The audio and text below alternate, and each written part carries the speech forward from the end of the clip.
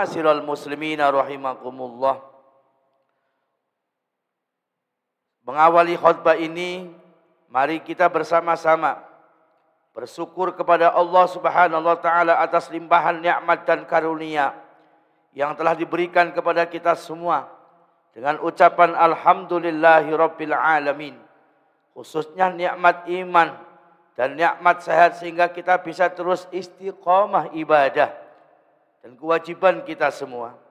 Semoga ibadah yang kita lakukan ini diterima oleh Allah Subhanahu wa taala dan kita digolongkan sebagai hamba-hambanya yang taat kepada Allah, serta kita dikumpulkan dalam surganya yang penuh dengan kenikmatan.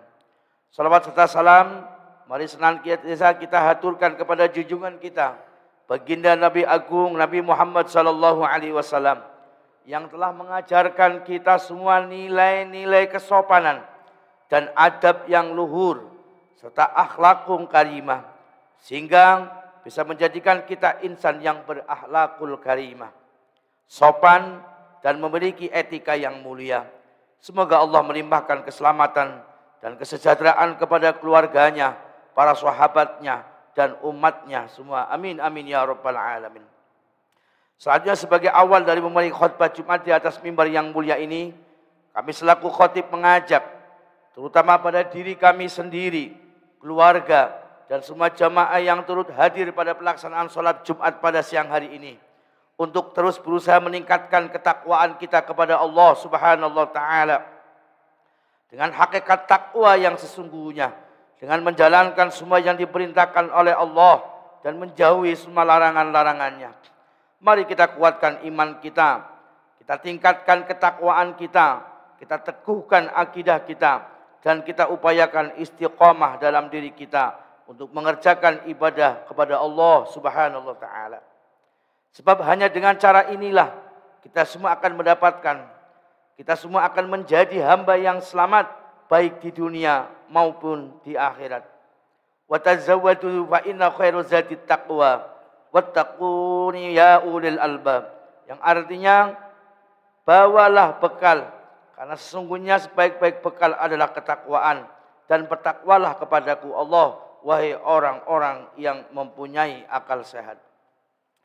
Ma'asyiral muslimina rahimakumullah. Salah satu ajaran mulia dalam Islam adalah larangan untuk meremehkan dan mengolok-olok orang lain. Tidak ada satu alasan apapun yang bisa kita gunakan untuk meremehkan orang lain. Baik alasan suku, ras, budaya, bangsa, kultur agama, nasab, dan lain sebagainya.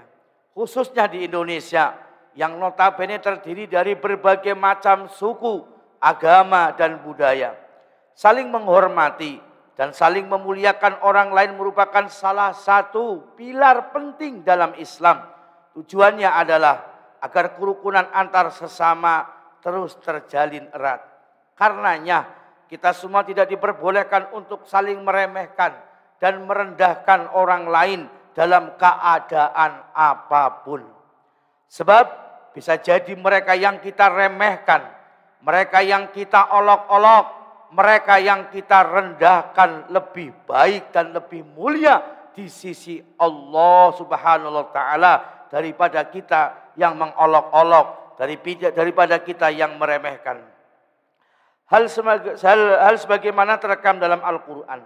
Ya ayyuhalladzina amanu la yastakhiru qaumun min qaumin asa ayyakunu khairum minhum wala nisaun min nisa'in asa ayyakuna khairum minhum wala talmizu anfusakum wala tanazamu bil alqab, yang artinya wahai orang-orang yang beriman, janganlah satu kaum mengolok-olok kaum yang lain, karena boleh jadi mereka yang diolok-olok, mereka yang direndahkan lebih baik daripada mereka yang mengolok-olok dan yang merendahkan. Dan jangan pula perempuan-perempuan mengolok-olokkan perempuan yang lain, karena boleh jadi perempuan yang diperolok-olok lebih baik daripada perempuan yang mengolok-olok. Janganlah kamu saling mencela satu sama lain dan janganlah saling memanggil dengan gelar-gelar yang buruk.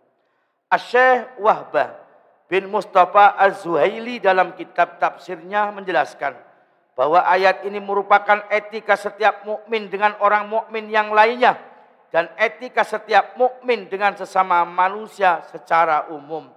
Dengan kata lain, kita semua tidak diperkenankan meremehkan orang lain, baik yang seagama maupun yang tidak seagama.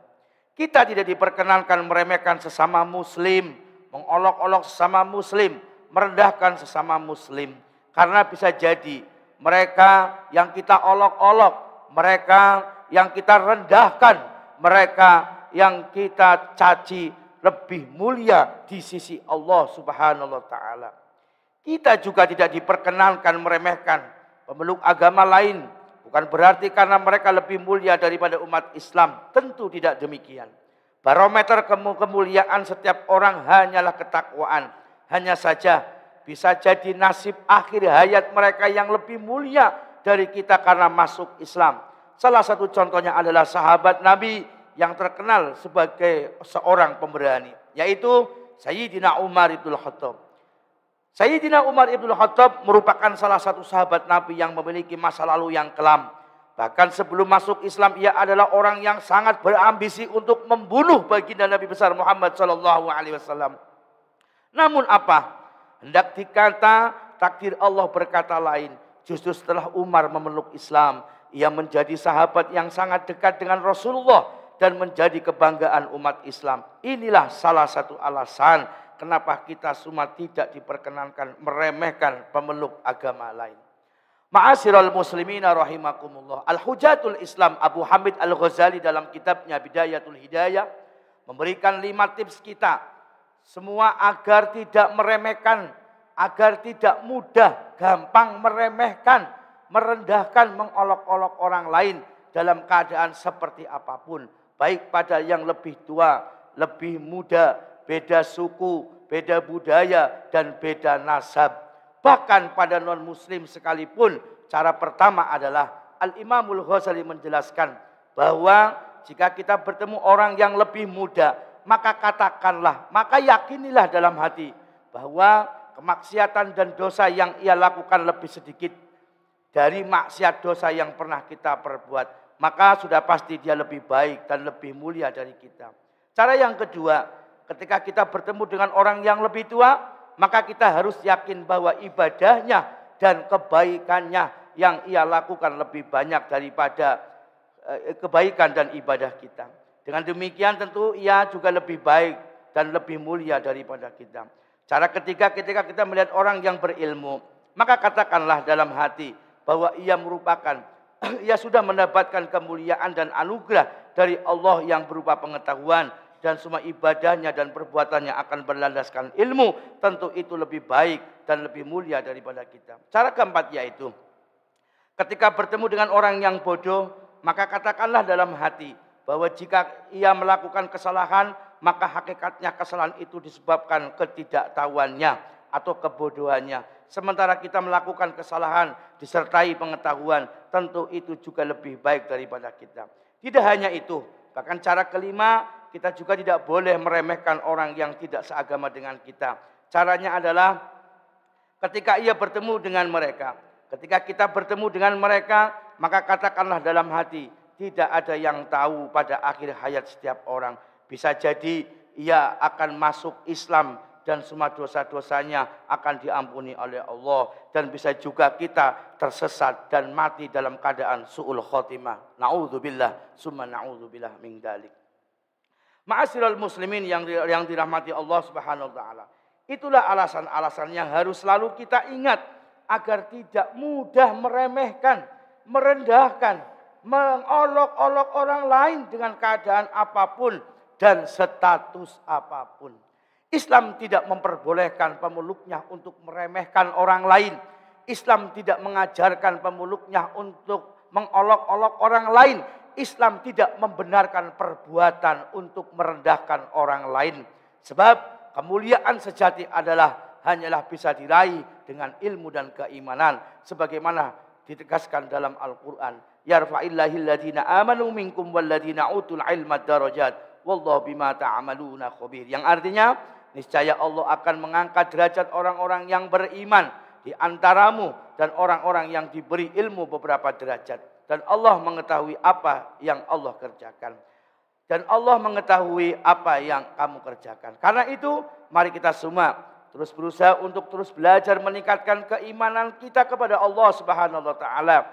Upaya meremehkan atau merendahkan orang lain. Karena bisa jadi orang yang kita rendahkan, orang yang kita remehkan, orang yang kita olok-olok lebih mulia di sisi Allah Subhanahu wa taala.